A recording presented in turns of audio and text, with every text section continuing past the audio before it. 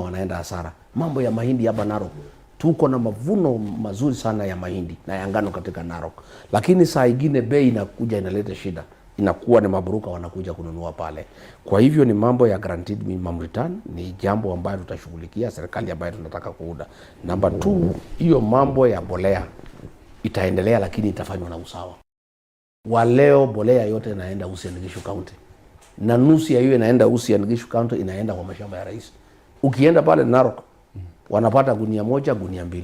Ukifika pale kwa rais Uasin Gishu wanapata gunia 10, gunia 15. Na mashamba karibu yote ni ya William Ruto yake mwenyewe. Ingine amechukua kwa University ya Eldoret, ingine amechukua University ya Njoro. So unakuta hata ukiangalia ile list ya distribution, iko siku ilikuwa imeletwa kwa Senate, almost 70% ya bolea ile ya bei rahisi ambayo imekuwa subsidized na serikali inaenda katika pahali rais anatoka, au wengine katika the rest of Kenya wanapatiwa kidogo kidogo. So sisi tutafanya kwa njia ya usawa. Wakenya wote ni watendewe haki na waangaliwe kwa usawa, kwa sababu Wakenya wote, hii Kenya ni yao.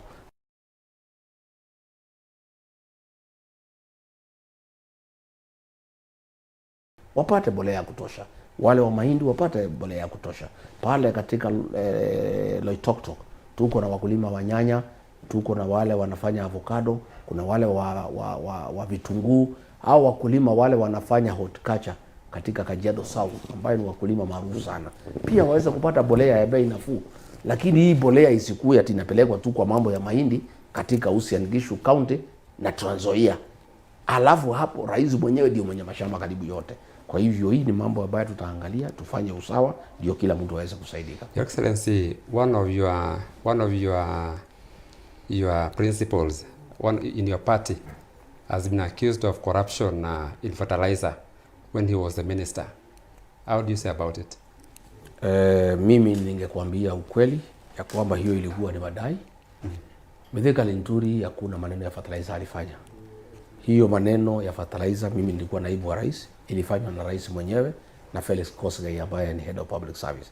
Wote wawili walikuwa waziri wa kilimo na walishindwa kuachilia hiyo maneno ya fertilizer. Hata walikuwa wanataka kumshtaki kwa mambo ya uongo, ndio wekelee.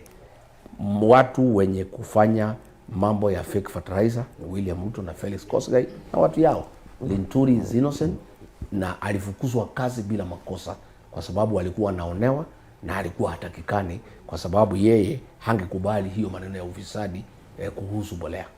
Mheshimiwa, we have seen your recent visit to churches, especially Mount Kenya. Why are you being tear gas? Umefanya nini?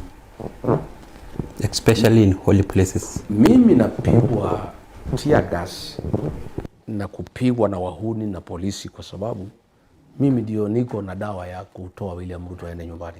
Kwa sababu 1, ninamuelewa vizuri sana. Number 2, pahali mimi niko na umaarufu, tuko na kura karibu milioni 7. Kwa hivyo ananiogopa sana na angetaka kunizuia nisiende kwa wananchi. Na hasa pale Mlimani Kenya ambaye mimi niko na umaarufu sana, eneo hilo limeamua kumfukuza aende nyumbani. Yeye angetaka kuligawa ndio hiyo kura isikuwe na maana, na mimi nimemkataza. Na nimemkataza kupitia kwenda kwa mikutano na kuongea na watu ya sehemu hiyo. Kwa hivyo angetaka kunitatiza nisifike kwa wananchi. Siku nilikuja Narok tariki 24, alinizuia kufanya kampeni kwa sababu huyu Maskonde alipata kura 6,000. Kama ningekubaliwa kufanya mkutano wa saa moja, angepata kura 10,000. Kwa hivyo mimi ndio anaogopa sana katika upinzani. Na ndio naona hakuna mtu mwingine anapiga katika upinzani. Mimi peke yake ndio ninapigwa.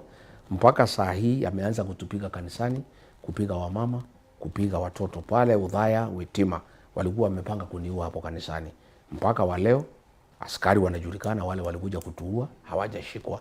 Zile magari za polisi zilitumika zinajulikana, madriver hawajashikwa. Yule regional commander wa Nairobi ambaye alipanga hiyo mauaji na hiyo vita hajaashishwa kazi, hajashikwa, hajashtakiwa. Na sidhani watashtakiwa kwa sababu walikuwa wamepangwa na William Ruto na Mukome na serikali. Lakini sisi tunasema hakuna shida. Tulikuwa kwa Inspector General tukaongea na yeye na akatuambia turudi tarehe 16, atuambie amefikisha wapi, tutarudi. Lakini tuko na habari huko ndani kwa sababu officers wengi wa polisi wamekasirishwa sana na hiyo vitendo ya polisi kushikana na wahuni kuumiza Wakenya. Maofisa wengi wa polisi karibu 95% hawataki hii maneno ya kupiga watu risasi, kuteka watoto nyara, kuua watu. Kwa hivyo ndani ya polisi tunapata information mingi sana. Wametuambia uchunguzi umekamilika, wale maofisa walitupiga wanajulikana, wale wanasiasa walipanga na kutoa pesa wanajulikana, lakini inakanyangwa wasistakiwe. Lakini wacha tungoje tuone vile itakuwa. Tukiwa hapo kwa makanisa, we have seen you visiting most of the churches in Mount Kenya. What measures are you taking to also visit kanisa